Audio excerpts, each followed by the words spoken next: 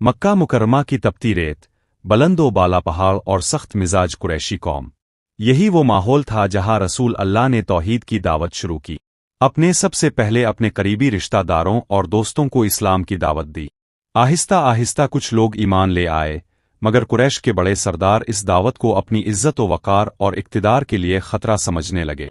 उन सरदारों में एक नाम हज़रत उमर बिन ख़िताब रज़ी अल्लाह अन्हु का भी था। उमर कुरैश के ताकतवर तरीन अफराद में शुमार होते थे। उनका कबीला बन्नू अदी अपनी सख्ती, बहादुरी और मजबूत फैसलों के लिए मशहूर था। उमर खुद भी जवानी में निहायत मजबूत, बुलंद कद, बहादुर और तेज मिजाज थे। उनकी राय को कुरैश अहमियत देते थे और वो अपनी कौम के फैसलों में बढ़ चढ़कर हिस्सा लेते थे। हज़रत उमर शुरू में इस्लाम के सख्त दुश्मन थे।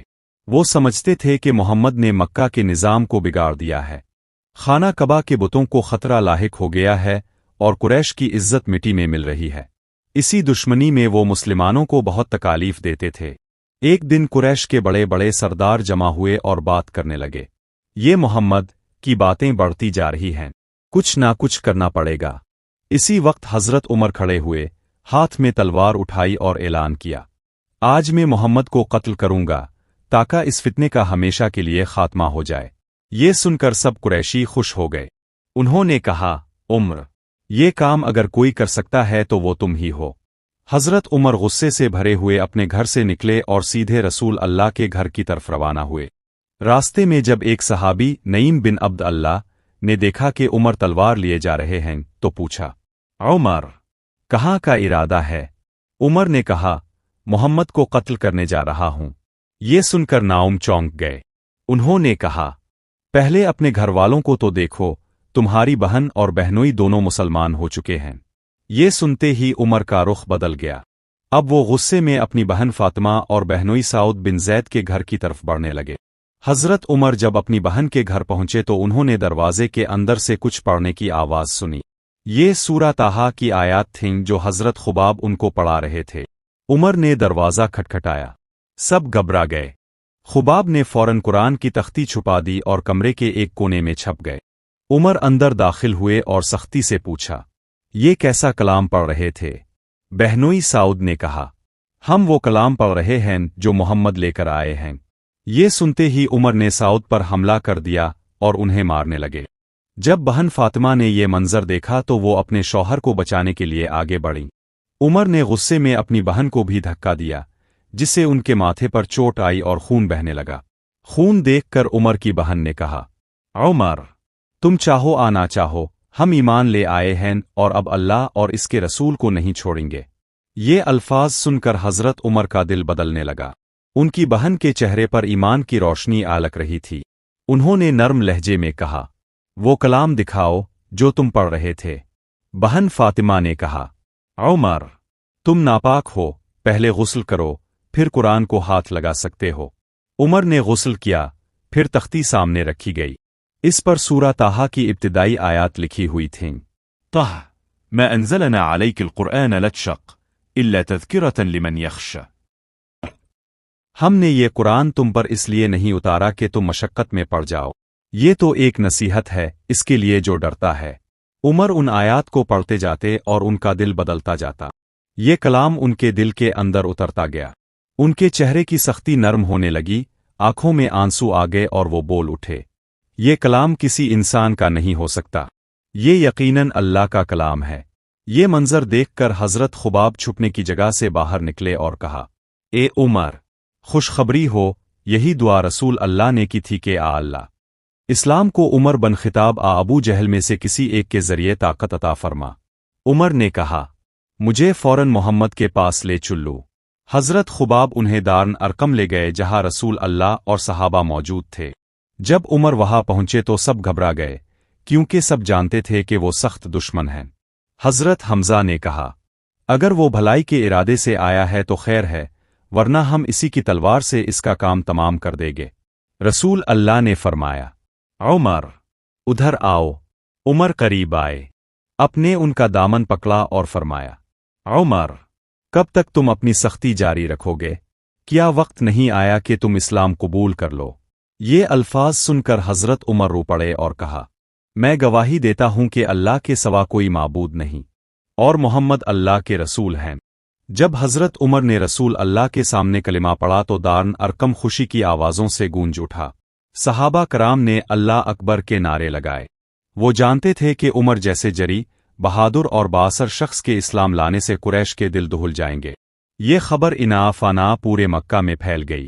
قریش کے بڑے بڑے سردار حیران رہ گئے کہ جو شخص کل تک اسلام کو مٹانے کی کوشش کر رہا تھا، آج وہی اس کا سب سے بڑا محافظ بن گیا ہے۔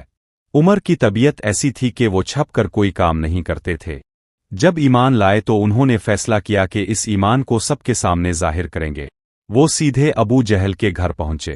دروازہ کھٹکھٹایا۔ جب ابو جہل باہر آیا تو عمر نے کہا، اے دشمن خدا، سن لے، میں ایمان لے آیا ہوں اللہ پر اور اس کے رسول محمد پر۔ ابو جہل کا چہرہ غصے سے سرخ ہو گیا، مگر وہ جانتا تھا کہ عمر کو کوئی نہیں روک سکتا۔ اس نے دروازہ زور سے بند کیا اور اندر چلا گیا۔ پھر حضرت عمر سیدھے خانہ کعبہ کی طرف گئے۔ قریش کے سردار وہاں بیٹھے تھے۔ عمر نے بلند آواز میں کہا، میں گواہی دیتا ہوں کہ اللہ کے سوا کوئی معبود نہیں اور محمد اس کے رسول ہیں۔ یہ اعلان سنتے ہی قریش کے لوگ عمر پر پل پڑے۔ سب نے مل کر انہیں مارنا شروع کیا، لیکن حضرت عمر نہ گھبرائے نہ پیچھے ہٹے۔ وہ لڑتے گئے اور نعرہ لگاتے گئے، اگر تم میں ہمت ہے تو مجھے قتل کر دو، ورنہ سن لو، میں مسلمان ہو چکا ہوں۔ بالآخر تھک ہار کر سب پیچھے ہٹ گئے۔ یہ وہ دن تھا جب پہلی بار اسلام کا اعلان خانہ کعبہ میں کھلے عام ہوا۔ اس وقت تک مسلمان چھپ چھپ کر عبادت کرتے تھے۔ وہ ڈرتے تھے کہ قریش کہیں انہیں پکڑ نہ لے۔ لیکن جب عمر ایمان لائے تو ان کے دلوں میں ایک نیا حوصلہ آ گیا۔ ایک دن رسول اللہ کے پاس مسلمان جمع ہوئے۔ حضرت عمر نے کہا، رسول اللہ، کیا ہم حق پر نہیں ہیں؟ آپ نے فرمایا، ہاں ہم حق پر ہیں۔ عمر نے کہا، پھر کیوں چھپتے ہیں؟ آؤ ہم سب مل کر خانہ کعبہ میں جا کر نماز پڑھتے ہیں۔ رسول اللہ نے اجازت دی۔ پھر مسلمان دو قطاروں میں نکلے۔ ایک قطار کے آگے حضرت حمزہ تھے اور دوسری کے آگے حضرت عمر۔ یہ منظر دیکھ کر مکہ والے حیران رہ گئے۔ آج پہلی بار مسلمانوں نے کھلے عام خانہ کعبہ میں نماز ادا کی۔ قریش کچھ نہ کر سکے کیونکہ وہ جانتے تھے کہ عمر اور حمزہ کی موجودگی میں کوئی ان مسلمانوں کا مقابلہ نہیں کر سکتا۔ اسلام قبول کرنے کے بعد حضرت عمر کے اندر ایک عجیب سی طاقت آ گئی۔ وہ نہ کسی سے ڈرتے تھے اور نہ کسی کو اپنے دین کے بارے میں شرمندہ ہوتے تھے۔ ایک دن انہوں نے رسول اللہ سے پوچھا، رسول اللہ، ہم حق پر ہیں اور اگر ہم مر جائیں گے تو جنت میں جائیں گے، ہے نا؟ آپ نے فرمایا، ہاں بالکل۔ عمر نے کہا، پھر ہمیں کیوں چھپنا چاہیے؟ ہمیں تو ہر حال میں اعلان حق کرنا چاہیے۔ اس کے بعد وہ ہر موقع پر اسلام کا دفاع کرتے اور کمزور مسلمانوں کو بچاتے۔ قریش نے بہت کوشش کی کہ عمر کو اسلام سے واپس لے آئے۔ کبھی رشتے کا واسطہ دیا، کبھی مال و دولت کی لالچ دی، مگر عمر نے ایک ہی جواب دیا، اگر تم مجھے آسمان کے سورج لا کر میرے ہاتھ پر رکھ دو تب بھی میں اسلام نہیں چھوڑوں گا۔ یہ الفاظ ان کے ایمان کی پختگی اور مضبوطی کا اعلان تھے۔ حضرت عمر کی دعا۔ اسلام قبول کرنے کے بعد ایک دن حضرت عمر نے دعا کی، اب مجھے اس دن تک زندہ رکھنا جب تک اسلام غالب نہ ہو جائے اور مکہ کے ہر کونے میں تیرے کلمے کی گونج نہ سنائی دے۔ یہ دعا بعد میں حقیقت بنی۔ حضرت عمر کے دور میں اسلام صرف مکہ ہی نہیں بلکہ دنیا کے بڑے بڑے ممالک میں پھیل گیا۔ حضرت عمر اسلام قبول کرنے کے بعد صرف ایک مسلمان نہیں رہے بلکہ وہ حق اور باطل کے درمیان ایک واضح لکیر بن گئے۔ ان کی ایمانی غیرت، بہادری اور بے باکی نے مسلمانوں کے حوصلے بلند کر دیے۔ رسول اللہ نے انہیں الفاروق کا لقب عطا کیا۔ فاروق کا مطلب ہے وہ شخصیت جو حق اور باطل کے درمیان فرق کر دے۔ یہ لقب دراصل اس بات کا اعلان تھا کہ اسلام کو اب ایسا محافظ مل گیا ہے جو کسی کے دباؤ میں نہیں آئے گا۔ پہلے مسلمان چھپ چھپ کر دارن ارقم میں جمع ہوتے اور عبادت کرتے تھے، لیکن عمر نے کہا، رسول اللہ، کیوں نہ ہم سب خانہ کعبہ میں چلیں اور وہاں کھلے عام نماز پڑھیں۔ چنانچہ مسلمان دو صفوں میں نکلے، ایک کے آگے حضرت حمزہ اور دوسری کے آگے حضرت عمر تھے۔ قریش کے لوگ حیران رہ گئے۔ وہ سوچ بھی نہیں سکتے تھے کہ یہ چھوٹی سی جماعت اتنی جرت کے ساتھ خانہ کعبہ میں کھلے عام نماز ادا کرے گی۔ یہ دن مسلمانوں کے لیے ایک فتح مبین تھا۔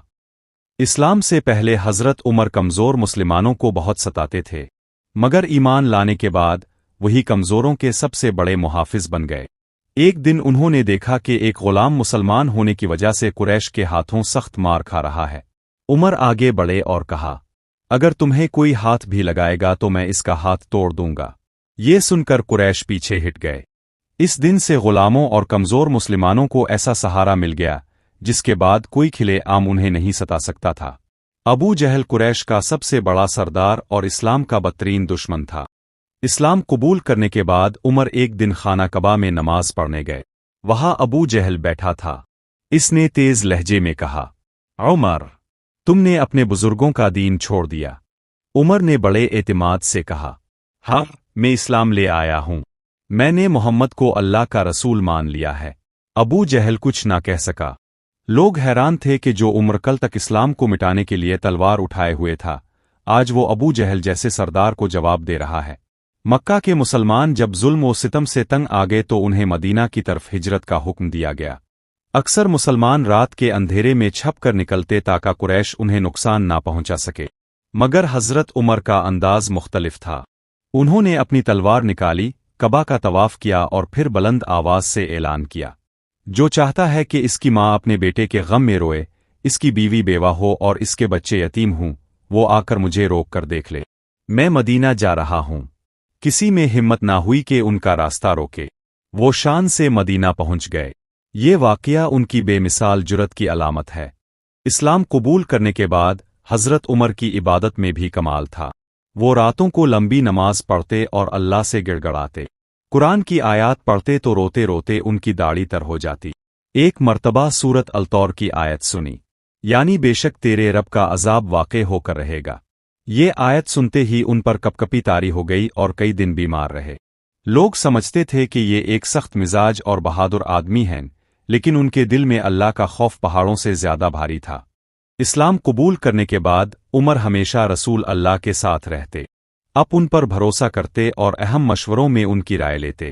ایک دن رسول اللہ نے دعا کی، عمر اور ابو بکر کو میرے ساتھ رکھ۔ یہی وجہ ہے کہ رسول اللہ نے فرمایا، مر بعد أري ونبي تا وعمر تا لن مر بعد ونبي۔ اسلام قبول کرنے کے بعد حضرت عمر نہ صرف دفاع میں بلکہ ہر میدان جنگ میں رسول اللہ کے ساتھ ڈٹ گئے۔ ان کی تلوار اسلام کی عظمت اور حق کی حفاظت کا استعارہ بن گئی۔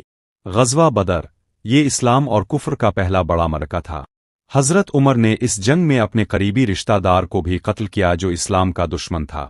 یہ اس بات کی دلیل تھی کہ ان کے نزدیک رشتہ داری سے زیادہ دین کی اہمیت تھی۔ غزوہ احد، اس مشکل وقت میں جب مسلمان منتشر ہو گئے تھے، حضرت عمر رسول اللہ کے قریب ڈٹے رہے اور اب کی حفاظت کرتے رہے۔ غزوہ خندق، جب قریش اور ان کے اتحادی مدینہ پر حملہ آور ہوئے تو عمر مسلسل دفاعی مورچوں پر موجود رہے۔ صلح حدیبیہ، جب صلح کے کڑے شرائط سامنے آئے تو حضرت عمر کے دل میں غرتن ایمانی جوش مارنے لگی۔ انہوں نے رسول اللہ سے بار بار عرض کیا، رسول اللہ، ام حقن، پھر ہم کیوں جھکیں؟ اگرچہ بعد میں یہ صلح اسلام کے لیے بہت بڑی فتح ثابت ہوئی، لیکن یہ واقعہ عمر کے بے مثال اخلاص کو ظاہر کرتا ہے۔ جب مسلمان مدینہ منورہ پہنچ گئے تو وہاں اسلامی ریاست کی بنیاد رکھی گئی۔ حضرت عمر اس ریاست کے مضبوط ستون تھے۔ وہ رسول اللہ کی مجلس شورا کے نمایاں رکن تھے۔ ہر مشکل موقع پر ان کی رائے مسلمانوں کو قوت دیتی تھی۔ قرآن کی کئی آیات حضرت عمر کی رائے کے مطابق نازل ہوئیں۔ مثال کے طور پر پردے کا حکم، حجاب، شراب کی حرمت، مقام ابراہیم کو نماز کی جگہ بنانے کا حکم۔ یہ سب اس بات کی علامت ہے کہ اللہ تعالیٰ نے حضرت عمر کی زبان پر حق جاری کیا تھا۔ اسلام قبول کرنے کے بعد ان کی سب سے بڑی پہچان عدل بن گئی۔ وہ اپنے فیصلوں میں رشتہ داری ذاتی تعلق کو کبھی آڑے نہیں آنے دیتے تھے۔ ایک مرتبہ ایک شخص نے شکایت کی کہ گورنر نے زیادتی کی ہے۔ حضرت عمر نے گورنر کو بلا کر عام آدمی کے برابر کھڑا کر دیا اور کہا، عدل اسلام کی بنیاد ہے، تمہیں عوام کے خادم بننا ہے، آقا نہیں۔ یہی وجہ ہے کہ بعد میں جب وہ خلیفہ بنے تو دنیا انہیں عدلن فاروقی کے نام سے جانتی ہے۔ حضرت عمر فاروق کے اسلام قبول کرنے کا واقعہ صرف ایک تاریخی قصہ نہیں بلکہ یہ ایمان کی روشنی ہے جو آج بھی مسلمانوں کو حوصلہ دیتی ہے۔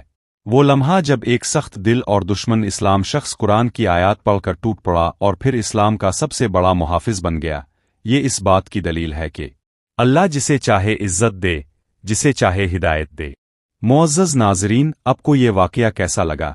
روزانہ ایسے اسلامی واقعات سننے کے لیے ہمارا چینل سبسکرائب کر دیجیے۔